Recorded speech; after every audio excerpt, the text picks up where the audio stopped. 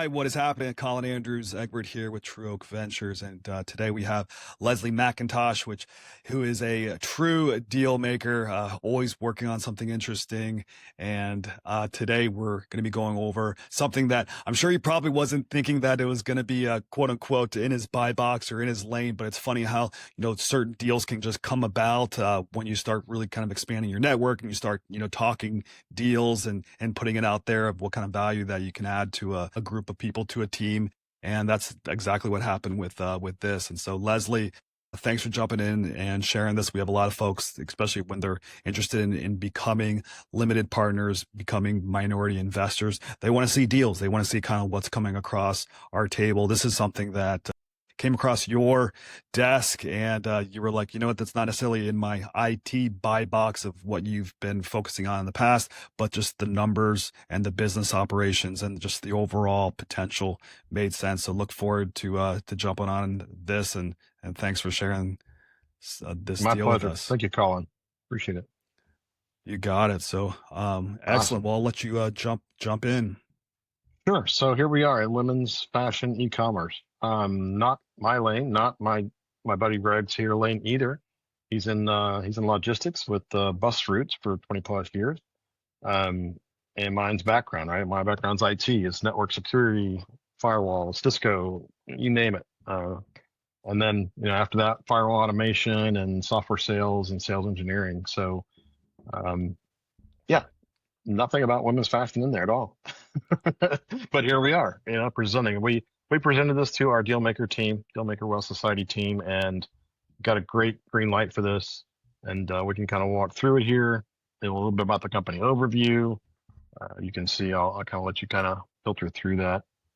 Um, Excellent. Give me a second. There we go. All right. So yes, I mean, the lady that owns this has done an awesome job. She's grown this over the 5 years and she's really scaled it up, $17.5 million of revenue. Amazing. Um, a lot of TikTok, a lot of, Instagram, those kind of things. And she's looking to scale. She's kind of built to her plateau and she's kind of stuck there.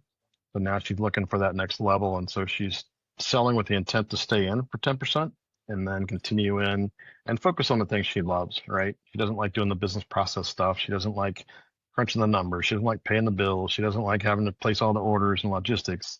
She wants to pick out products. She wants to advertise it and manage those pieces of it that are all around the product selection and product sales side. So what we did is we presented this to our team and we literally used this to go out and interview folks and identify the right team to present to her. So we spent a couple of weeks just interviewing people, trying to get the right fit, trying to figure out who is, best for us.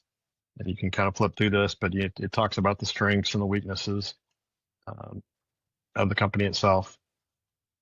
And then opportunities and threats will be next. So it's really telling a story And about the business itself. Go ahead. absolutely. What are some of the main strengths that you see? Obviously, you have brand right there. Um, Yeah, she's got her own brand. She's grown the business, I mean, exponentially. She's way past what most folks will do on their own.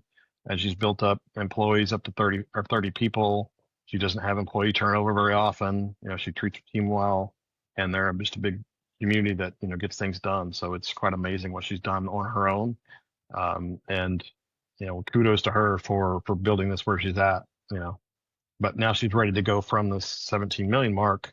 Let's get to that, 50 and 100 million mark. And that's where she's struggling because it's a little beyond her scope right now. So that's where she's looking to take some chips off the table, get some money out of this, and then keep growing to that next level and have a second exit, maybe even third down the road. So those are things that she's really interested in.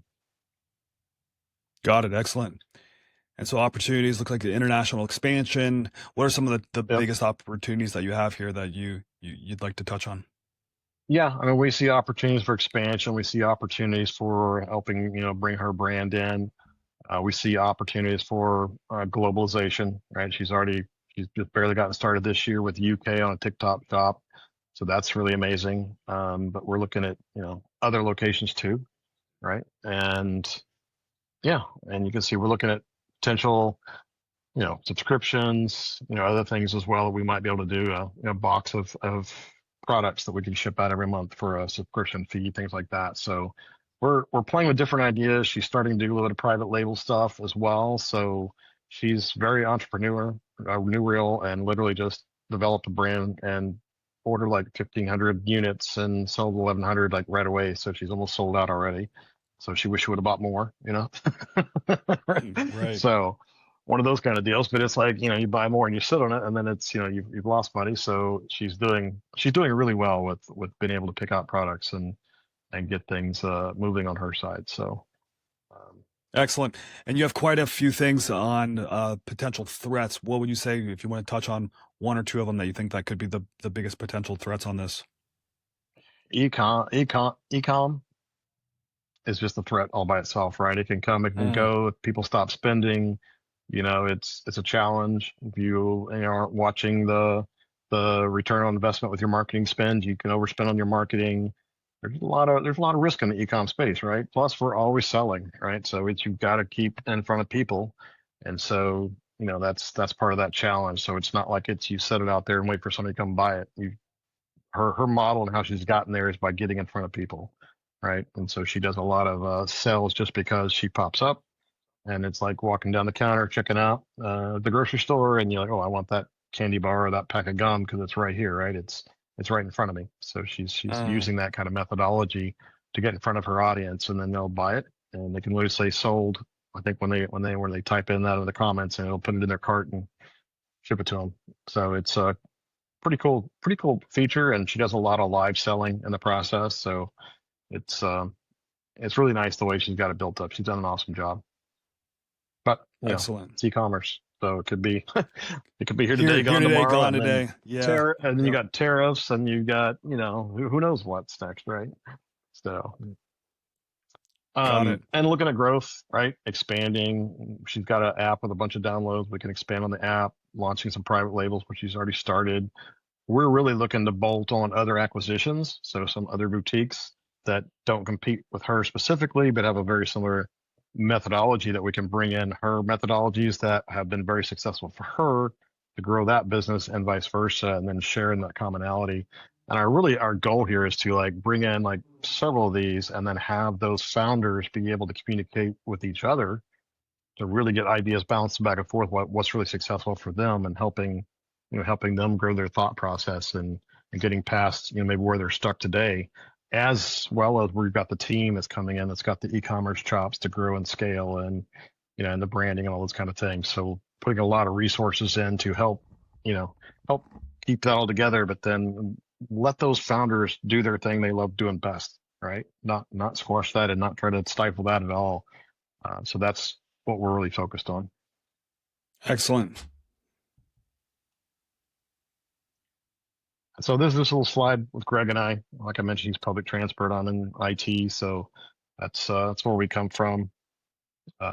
We have a team since this. This was our original presentation, looking for a team.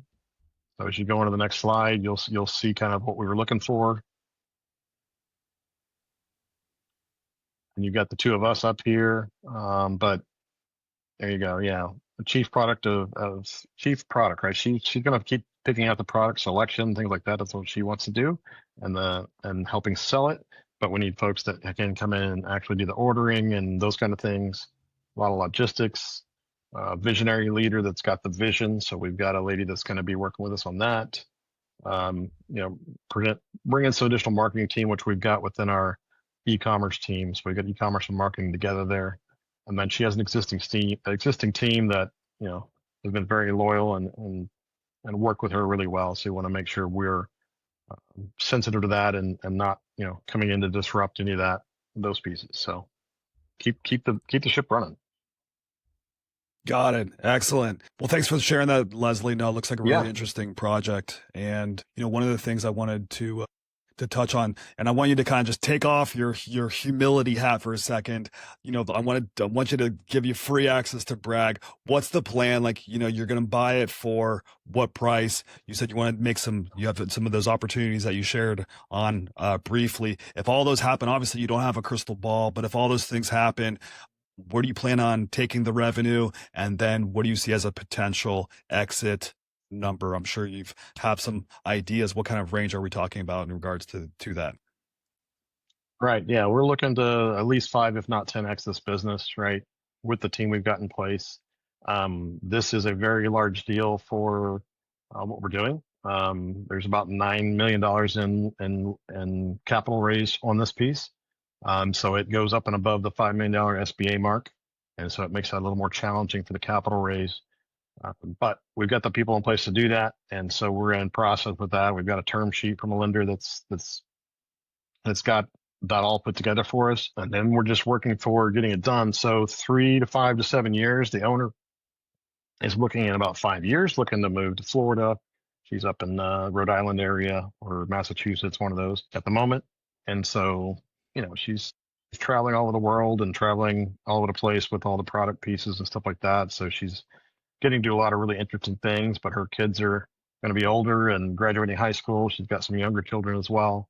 And so she wants the ability to kind of settle back a little bit and move to Florida. So we don't think that she needs to wait 5 years to do that, So we'll encourage her to be able to do that whenever she's ready. But we want to come in and help build and grow this thing, right? And so that's really the main thing. And then since we have a diverse team with folks that are outside of the United States, as you saw, Greg and I will be the main folks that'll be actually taking on the loan. And then once we're going to focus first on paying that off, right, and getting rid of the personal guarantees that are associated with that, because that's tying back to us. We're on the hook to make those happen. Once we have that, then we'll be looking at redistributing equity to the full team. So we're working on process to do that and make sure we've got a back-end agreement with those folks that are not eligible for the SBA side. So they'll be consulting with us to start with future equity in the plan. So what am I going to do with the money afterwards? Reinvest it. That's the goal, right? I mean, that's what I'm doing Amen. with the hotel I bought. I'm like, I'm going to use that capital to invest in this deal, and then use that to go from there as well. So that's really the biggest piece is just, finding that right thing to reinvest in, whether it's a multifamily where we're going to do some wealth building or buying into business or multiple businesses or setting up a fund to do this with other people, right? Because we see capital as a challenge a lot, right? Especially with people new to the deal making community and world. A lot of people are struggling trying to figure out how they're going to make that happen. So we have a lot of folks that make it happen and we have a lot of folks that can help. But when it comes to an e-commerce deal with no assets, we get a lot of pushback from lenders, right? They don't want to lend. And that's why SBA is part of it, because the SBA is doing a backing and a guarantee of a large chunk of that 5 million. So the lenders are less, they're happier with it because they have some sort of guarantee. If everything goes wrong, there's nothing to go sell to get your money back, right? Because there's no Hmm. assets involved with the business. So it's makes it a challenge to find a lender that will do that, without those assets in place. So Absolutely. Yeah, Leslie, as you know, you touched on it right there as far as the capital piece to it, and especially after June 1st changes with SBA that they really uh want that 10% injection. And that's really what's kind of the genesis of our matchmaking service that we do of bringing capital investor partners together with operators with great deals and putting this all together and allowing the operator to get some help and not have to do everything on themselves and get that equity piece to it. What would you say to somebody that is considering, they're looking at investing, they see the idea and the overall potential and advantages of investing in these quote unquote boring businesses, which, as we talked about before, when you any business, it really isn't too boring when you have to deal with the day to day. There's always something interesting Yep. coming up. But what would you say to an investor that is considering, that's looking at investing into one of these businesses and becoming a investor partner with us? What would you say to somebody like that? They're not ready to jump in the pool, but they want to put their feet in and they want to get some action. They want to learn. They want to get that front row seat. What would you say to somebody like that? We love it. That's awesome. We prefer to get things that if we can do this without putting our own money in, that just means, we're doing better in the long term, right? That's similar to what we talked about with my townhouse. I put in $100, brought in a capital partner like you're looking at, brought in 25, whatever it was to make that deal happen. And now we're just sitting on cash flow. We paid her back and now we're just splitting the proceeds, going forward. So, I love it, and it's great. And this gives you a chance to get in, understand it, learn from it, right? Because you get some visibility into it. And the real thing is, like, do you understand the team? Do you get along with the team? Do you believe they're going to be able to be successful? Because it's business, it could go the other direction, but it's also not real estate, so it's not tied to a slow growth option, right? So if you're into real estate, Hmm. it's it's got growth that'll probably double over 10 years. And we talk self storage, you're limited to what, a number of units you can carve out unless you go hire or something else, but then you still got to build, right?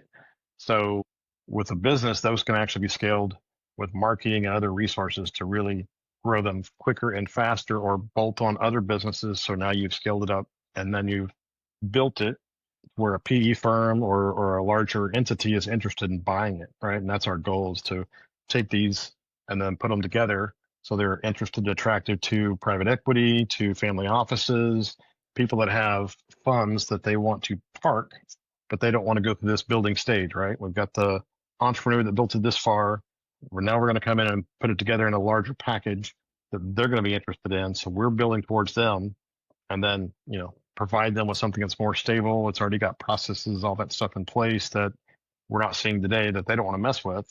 And now we can just turn that over to them and go do this again, right? So you just kind of figure out where you want to be in that chain. So I think Absolutely. it's a great way to get in. Great way to get in. Agreed. Yep. And that's why we decided to put this together. And we're big believers, and I'm sure, and just based on what you've shared, that you are too, that when it comes to business acquisitions, it truly is a team sport. The idea of trying to do Absolutely. everything by yourself, the idea that you're going to have the chops and be able to wear all the hats and you have the skills in order to put it all together, it's too much. And I think a lot of people, they join these coaching programs and they think that they can do it themselves. And they think that, oh, I have experience with this. I can handle it. But when you really dive in and you really look at what it takes to put a deal together, it really is a team effort. Anything that you'd like to kind of share on that in your experience with the idea of it being a true team sport? Yeah. So opportunity cost. Yes, you can Mm. probably do most of this stuff yourself. And I have the same thing. I'm very technical. And I've done a lot of these where I know I can do it, so it doesn't get done because I'm too busy doing other things and I'm not outsourcing that piece. And so now I've had an opportunity cost because I didn't advance myself forward because that didn't get done. Right. And then a month later, 2 months later, 3 months later, whatever it is, when I've got all this stuff going on still as an entrepreneur, I've set myself behind because I didn't outsource that and bring it in. So it's get with people that actually know what they're doing, that are actually doing this actively, people you believe in, you trust, you can work with, right? And knowing the business is even better, right? If you can understand the business, understand the team, that's even better. Get your little piece in, and then kind of grow and learn with them, right? And then take it from there. So that's, I mean, you're spot on, right? So what is your time worth? Getting the mentorships that actually, people have done that, ahead of you. It's one of the things I've kind of put in a post inside of Circle, inside of our Deal Maker Wealth Society, the other day, was like, get multiple mentors, right? Get somebody that's like way ahead of you, get somebody that's working with you to make sure you're getting your pieces done. And I suggest you get somebody that has a mindset or a personal level that you can work with. And, as you're working through issues, other people are too, right? You're in a community that are go-givers, and we're all working together. And so that kind of gives you multiple levels to keep yourself in track, not only on your tasks to do, but on your well-being and your mindset, as well as getting ideas and feedback from what's possible. So now you're able to readjust yourself and go, oh, I can do this, I can do that, because I'm getting that feedback from somebody who's 5 levels, 10 levels ahead of you. Absolutely. Yeah, that's a really good point. Well, Leslie, thank you so much. What we wanted to do with this video and others that we have is those that are interested in being an investor partner with us, to kind of see who are the deal partners.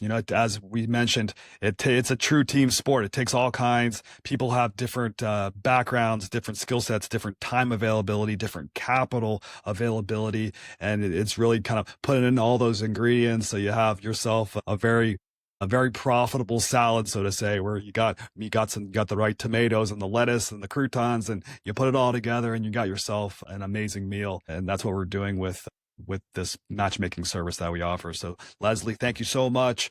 I look forward to continuing to see the deals that you have and hopefully being able to present them to our investor partners. And to everyone that is taking a look at this, I want to just first of all commend you the fact that you got to the end of this video. You're investing in yourself, you're investing in your future, and hopefully we can be a part of it. So Leslie, again, thank you so much for sharing what you did on the business, the new acquisition. I wish you the best of luck. We'll get you back on, I'm sure, for future deals as well. And if you're listening to this, until next time, take care. My pleasure. Thank you, Colin.